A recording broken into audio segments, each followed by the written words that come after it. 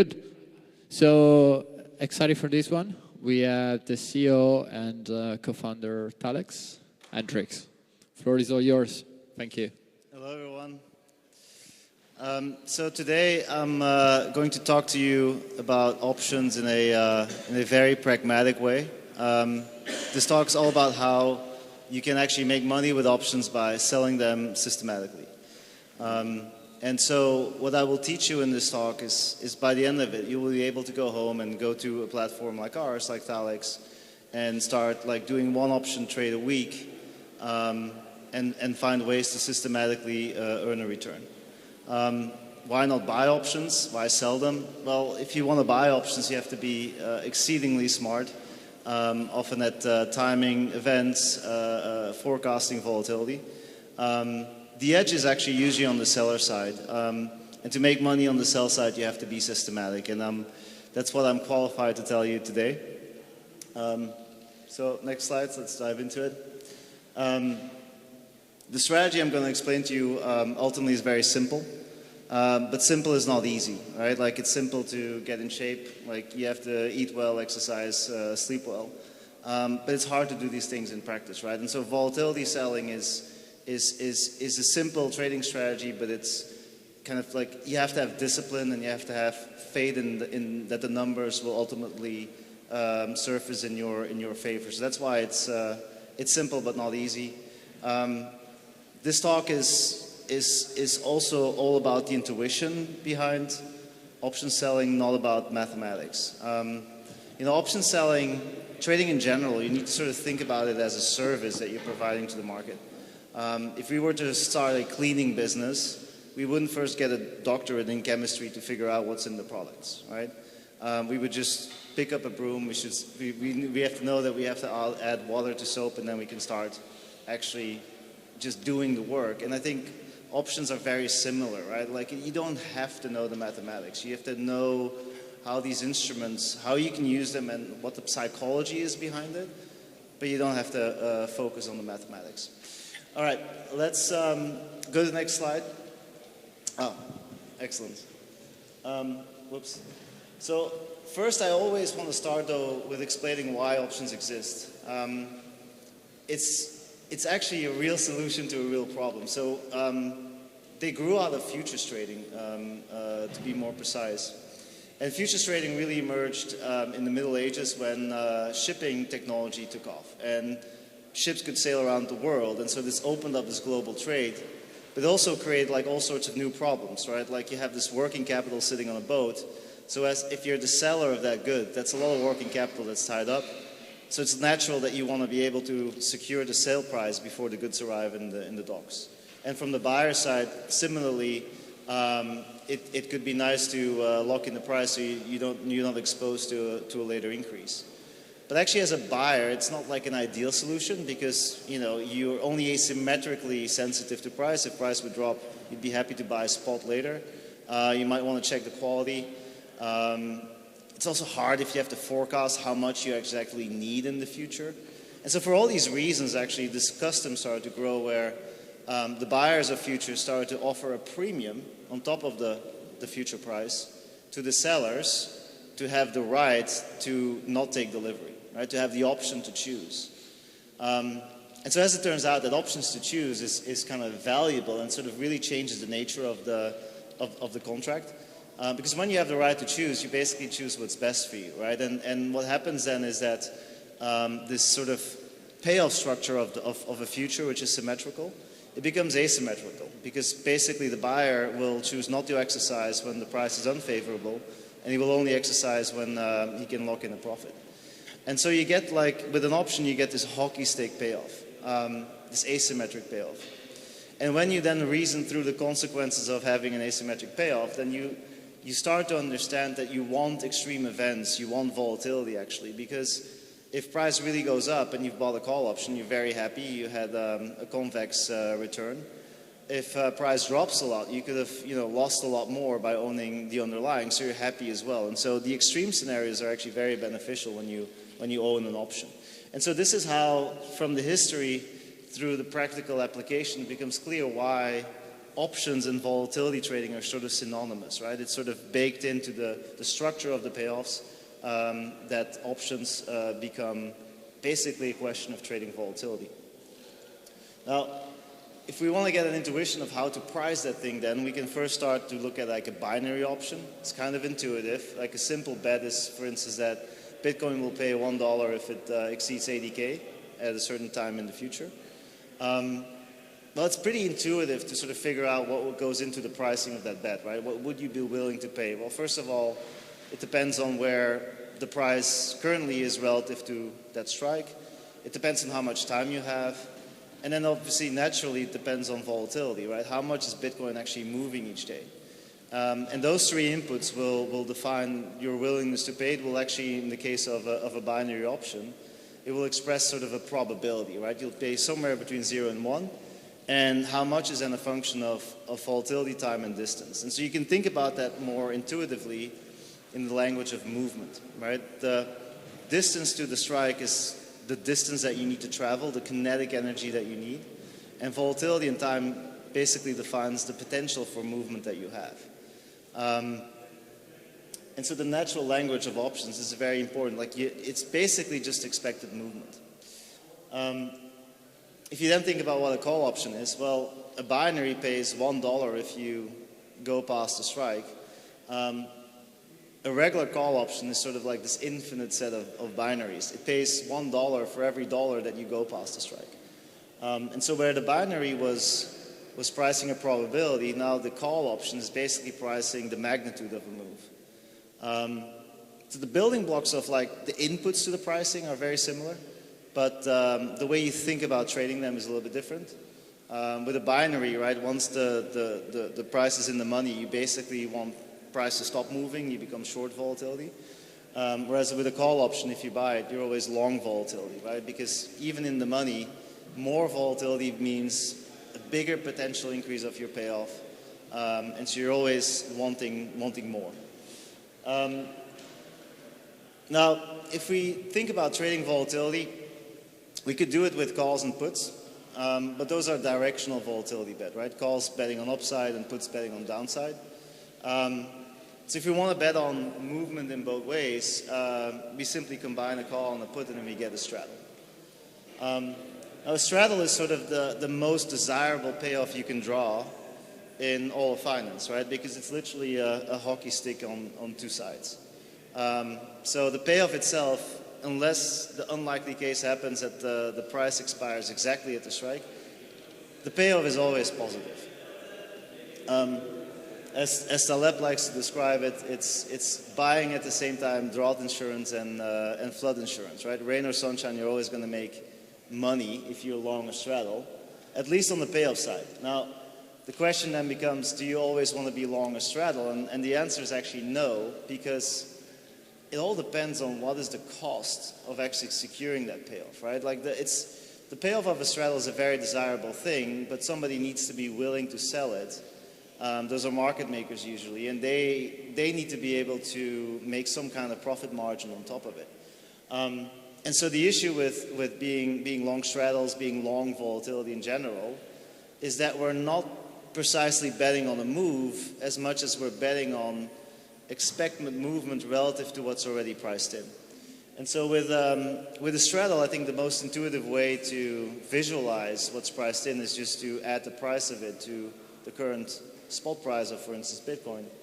And then you can look at the range, the box that it draws, to then figure out whether you think by the end of the expiration window, will we be inside or outside the box? That's basically the question. Inside the box, the sellers win. Outside of the box, the buyers win. By the way, if you ever do technical analysis, I would advise you to not do it. And if you have option prices, just use that. It usually draws a nicer range than you can sort of subjectively. But basically, the issue is now, when we buy straddles systematically, aren't we just always overpaying for volatility? So it turns out that is the case. When we actually look at prices of options over time. It turns out it's a little bit easier to express them as a volatility number. It's basically taking the price and inverting the formula to sort of figure out what's the volatility input that would correspond to the price. Now, the nice thing with expressing prices volatility is that we can compare them over time. And in the case here of our straddle, we can actually compare the volatility that you had to pay for compared to the volatility that would actually realize, right? So that's the chart here. As you can see, blue line is implied volatility from option prices, white line is realized volatility.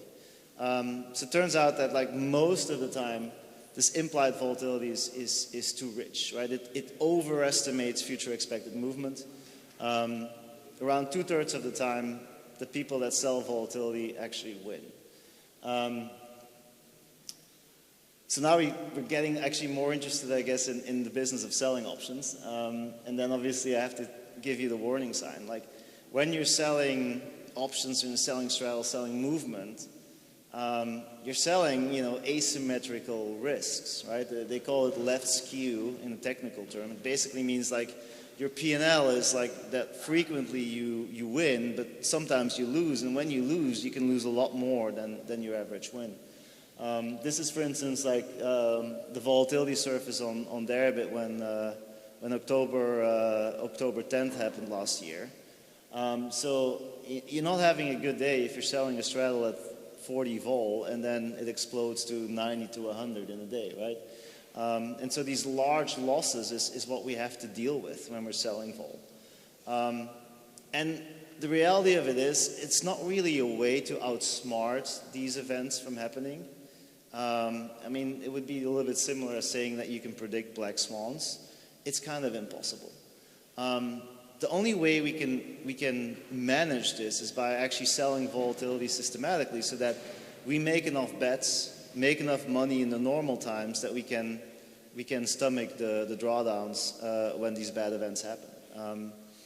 And this unpredictability, there's a lot of people that try to get clever when you're doing trading, and being systematic is a lot more important than being clever. And you can sort of philosophically arrive at that conclusion simply by thinking through the fact that prices at any given point in time, they are a reflection of expectations. And there's always like a finite set of things that really matter for a price. So there's a finite set of things that go into the expectations. But there's always an infinite amount of ways you can be surprised, right? So it's always likely that something unlikely happens just because the magnitude of what would be unlikely is always much, much larger of the few things that are expected, that are consensus. So this is actually structurally not really a way to predict the unpredictable. We deal with it by just being systematic and by trying to make enough money in the normal times that we can sustain the drawdowns. All right, so now we're getting a little bit closer to defining our volatility selling strategy. I first have to show you theta, which is the time decay of options.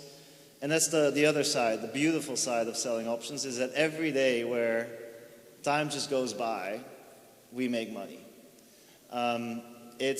It goes back to that idea that I explained of like a binary option being priced based on volatility and time, based on expected movement. Well, every day time goes by, the expected movement that can happen until expiration shrinks, right? The possibility space shrinks.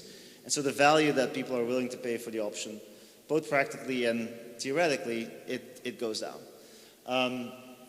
Now, because we are in the business here of selling volatility, we want to sell as much of it as possible. So what we're going to do is we're going to do at the money, we're going to sell straddles basically, which are at the money options. That's where the time decay is the most intense. It's also where the optionality is the highest. So that's the middle area of the chart. You could also sell out of the money options. In the money options would be very exotic. But with out of the money options, it's sort of more of a mixed bag. Like if you're selling straddles, you're just selling volatility. You're selling a forecast of future realized. If you start to sell out of the money options, it becomes more complex, right? Because it becomes more driven also by the probability of even getting to the strike, and then how also volatility will change in function of price. It becomes also about the correlation between price of vol, between the price and vol. It becomes also about like vol of vol, about tail risks. So that's actually a lot more complex already, and it's also hard to get feedback from those systems. So I personally prefer just, if you're selling volatility, just sell at the money, sell straddles where there's most of it, and where you get most of that time decay in your favor. The other thing to mention is that we want to sell actually short-dated options. And because we want to run a system here, we want to have enough reps in our system. And so selling weeklies is better for that. We could sell daily options as well, but then it starts to become, we start to execute 7 times as many trades. Liquidity conditions on daily options is also a little bit harder. So I feel like weekly options here is a better compromise.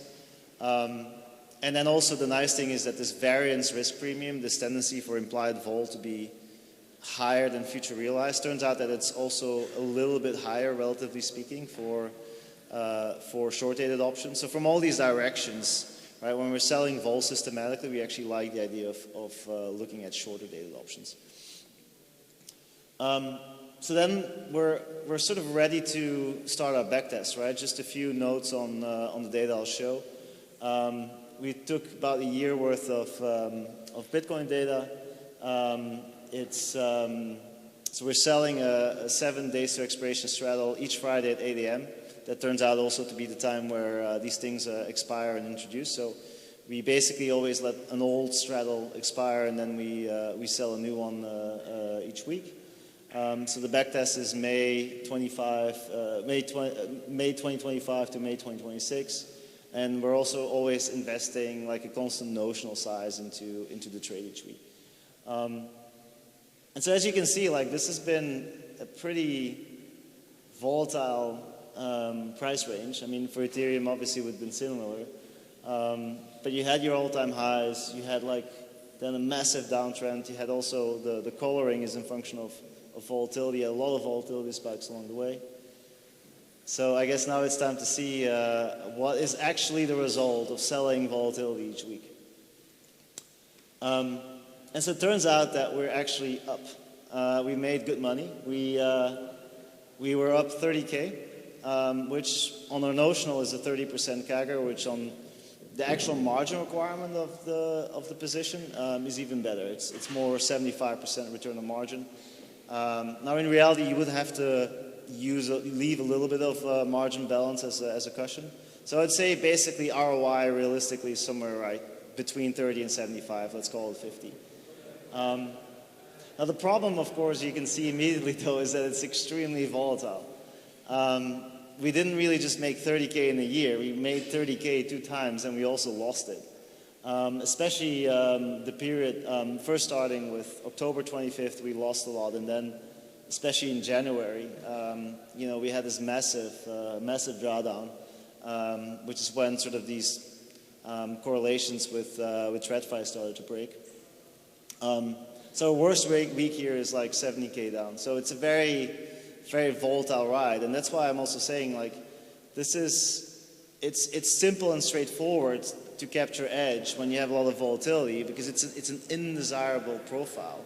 And you have to then have the discipline to stick through it, right? You have to have the discipline to potentially lose most of your returns and then keep going because that's where the most profitable few months of volatility selling were just opening up.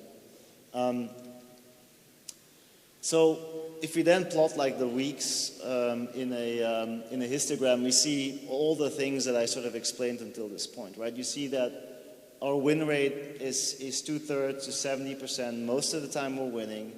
But you can also see that like the upside when we win is smaller than the drawdowns when we lose. And so what we've done here is we've been selling straddles. And we've been thereby actually exposing ourselves to directional risk. And this is something where you have to take into account with options is that your positioning, your profile to the market, it actually changes over time. So when you sell a straddle, it's sort of delta neutral, as we like to call it. It's sort of, it has no price exposure. But then once price starts to move up or down, it actually starts to, the straddle actually changes into more of a dominant call position than a put position. And so at that point, you do start to have like more of an upside or a downside bias in your exposure. And so when the market starts to move, the straddle becomes increasingly actually no longer a volatility position, it becomes a directional position.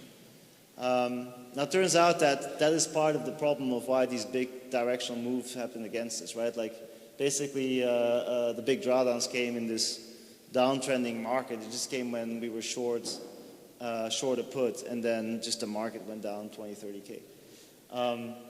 So then the question is, can we do better, right? Like, can we keep some of that upside, but avoid the massive drawdowns?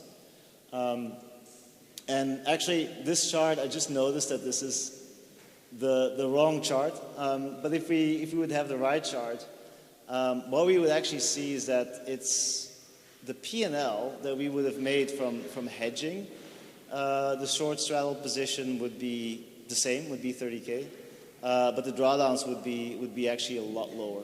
The worst drawdown was only 6K. And so this is actually the process of hedging just once a day. Like once a day, we basically look at what kind of like delta exposure we have, what kind of directional exposure we have to the underlying. And once a day, we trade a perpetual to flatten that. And so left side, you see the raw P&L. Mid side, you see the hedge P&L. And then on the right side, you see the total P&L. So what hedging does is it takes the directional risk out of our volatility trade. It does kind of what you expect, right? It smooths out the P&L. It makes the losses, the worst losses, a lot less severe. But it also costs you a little bit of upside. And so the reason why that is because, I think again, like a straddle is sort of short movement. Let's say the price moves up a little bit. Now we are like slightly short the underlying. And so what our hedging will do is it will buy perps. So we start to buy perps on the way up, and similarly on the way down, we're sort of selling perps. So we're always, like with our hedge, we're trend following. And so if then the market actually doesn't end up breaking out, but just like moving in a range, what tends to happen is that we buy on the way up and we sell on the way down. So we have this, hedging is sort of costly because we're, in a mean reverting market, we're sort of buying high, selling low. We're doing the opposite of scalping the range, as it's called. But the good thing is that sometimes then when the big breakout happens, like in January, the market just basically loses the floor, and this hedging algorithm just starts selling perps and actually making most of the loss back. So I would say that like if we do the delta hedging, it actually becomes like a slightly easier system to maintain, just because the P&L swings are less extreme. And that's basically all you need to know, right? Like the strategy is just about like selling a straddle each Friday, and then delta hedging it. Once you are getting into the habit of that, I would say the performance of the short straddle is already pretty good. Like once you get into this habit, you could look at all these ways in which you refine the strategy.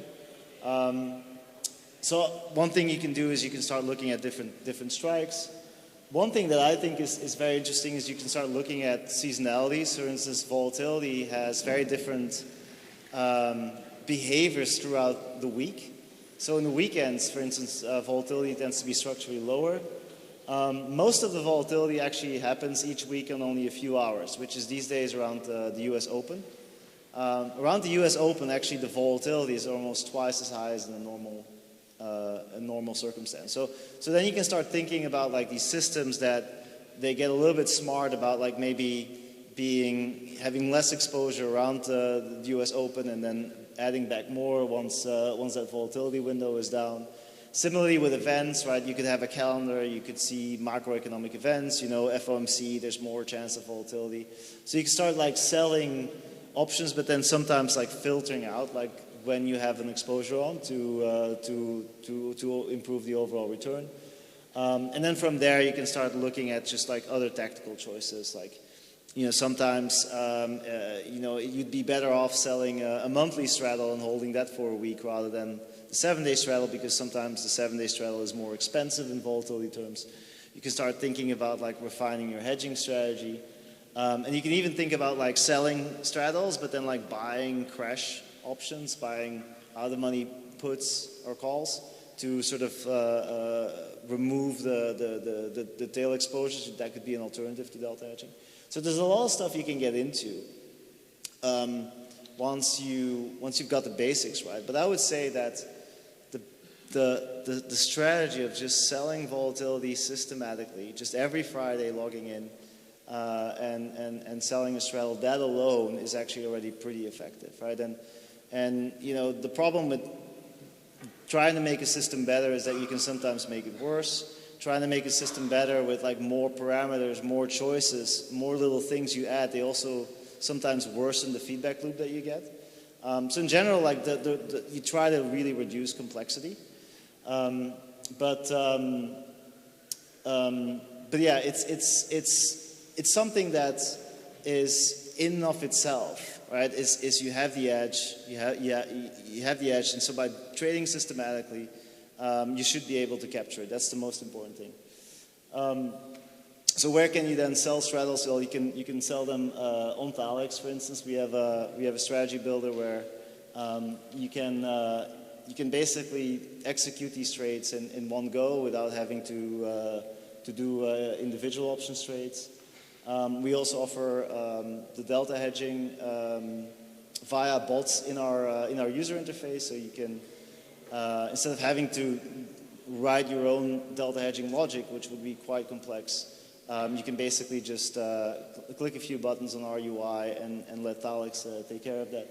But so basically this idea of like delta hedging a straddle each week is literally a question of just logging in each week and activating these systems.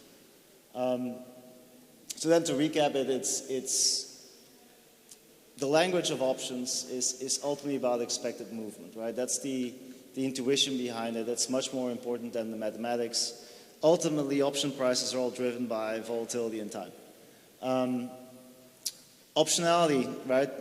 The possibility for the underlying to move has time value, which also means time decay. When we're selling options, that's what we're capturing. Why selling options works is because the implied volatility, right? The prices that we get for selling options are usually higher than the actual movement that subsequently realizes. We can capture that edge by selling straddles systematically. And then, as I mentioned, we will have drawdowns. We cannot outsmart the market. We cannot predict the unpredictable, which is why it's very important to just do it systematically and keep doing it so that the edge, so you have enough reps in your system and that the edge can turn in your favor. If we then add the delta hedging layer, I would say that it is desirable. We focus more on then purely selling volatility. We take the directional component more out of it, and we will smooth some of the big drawdowns. And so all these things in combined, selling volatility in my mind is sort of unreasonably effective. It's sort of the service that you can provide to the market. I think a lot of people, when they start trading, they kind of look for things to predict. They look for, either through technical analysis, now increasingly machine learning, they try to sort of think of like these clever predictive systems. And really, what you can do in markets, you just need to think about like, what's the service I can provide? And usually it comes down to, you know, selling volatility or market making or essentially taking some kind of like tail risk that other people don't want to take, and that's why you get compensated with some form of yield. And so volatility selling from that perspective is unreasonably effective because it's one of those edges that keeps giving, right? Like funding rates, for instance, at some point they've gotten completely compressed. Whereas like variance risk premium, as you could see, like we're talking still about like 30% annualized returns. And that's something that that is going to persist also in crypto for the foreseeable future. So it is incredibly effective, but you got to handle the P&L volatility, and you got to stick to the system. You have to have faith in the numbers ultimately. That's it.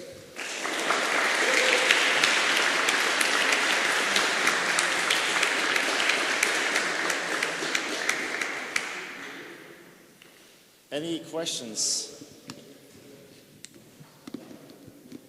Yeah?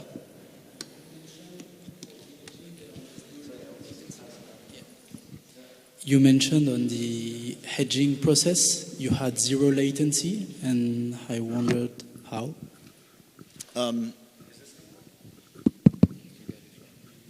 Okay. Yeah, so the nice thing that we did at Thalex is we built in the hedging bots actually in our matching engine, so that the triggers for the hedging orders to execute, they happen fully internalized in our system. Like there's no latency from orders that have to come via an API. The nicest thing about like delta hedging, having that built into the exchange, is just that if if I otherwise want a delta hedge, I have to code up the API connection. I got to run it through AWS. Probably in my first versioning of it, there's going to be some bugs. So it's not like a super hard system to build, but just anything that's algorithmic trading is hard on its own, right? Because you have to deal with also all the things that could happen as well. Of like, for instance, what happens if for a minute there, like the spreads in the perpetual order book are like quite wide. Like our system also has all these protections built in that it doesn't trade with too much slippage, and it will sort of retry the order as soon as the liquidity is back. And so yeah, I would say that is the big advantage of sort of also kind of why this strategy works is because volatility selling, it's a simple idea, but if you want to do it, you have to handle the volatility, and if you want a delta hedge, you have to be able to build all these systems, right? And so what we can provide is actually a platform that does a lot more than our competitors on that level, but you're still trading sort of similar prices, right? So the edge is the same, but you get better tools to get the job done. Yeah. Have you ever tried applying this system to cross-pair trading, for example? To cross-pair trading? Yes, like BTC USDT on one side and Ethereum on the other, or something like that. Yeah, so it's definitely possible to do that. So what could be a very interesting way to trade, I don't know, ETH BTC. Let's say we expect that it finally goes up. Is we could short a perp on Bitcoin and we buy ETH calls. And then it becomes more of a convex pair trade. It's the same underlying exposure, right? Like pair trading is about like correlation trades. And what's really nice about doing that with options is that like the problem with correlation trading is that it's usually sort of very persistent, and then it can flip around, right? I mean, a good example now is like maybe Hyperliquid and Lighter. Lighter has been trending down versus Hyperliquid since forever. At some point, there's going to be a catch-up trade. So that correlation can just completely shift.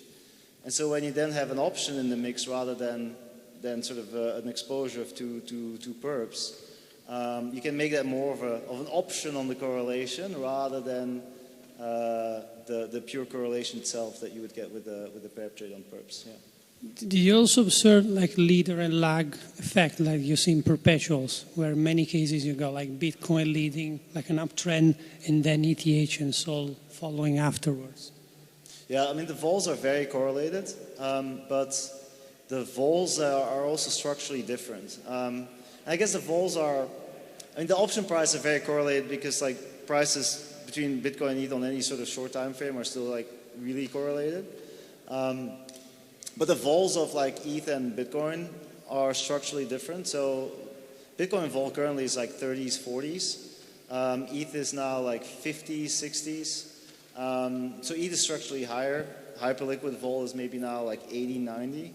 It was apparently 75% yesterday, but then it was testing the all-time high, and then that changed a lot.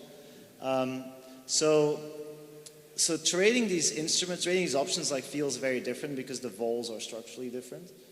But I would say the trend that I just showed for Bitcoin is going to be very similar for ETH. The edge, the relative variance risk premium, all these things are very similar. But yeah, if you have a higher vol asset like ETH, it's going to also come with like higher drawdowns. Thank you. Any other question? No? Then I think another big round of applause for our guest, Hendrik.